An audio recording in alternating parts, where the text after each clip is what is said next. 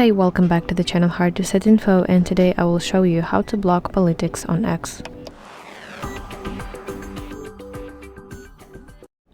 So basically what I'm going to do now is set some muted words.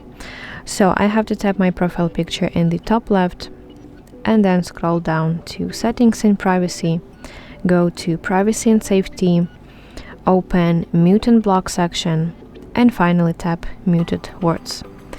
In the bottom right, press Add button and start adding political keywords.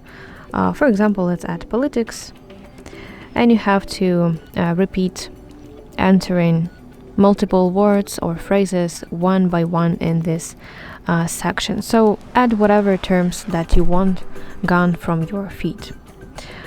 Then you have to pick where to mute them, so it could be home timeline or notifications. You can select both like I do, and also from who do you want to mute it, from anyone or just from people you don't follow.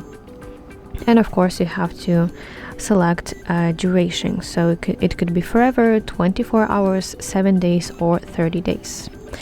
Finally, when you are ready, tap Save button in the upper right corner of your screen, and now those terms will not show up anymore in your posts or notifications.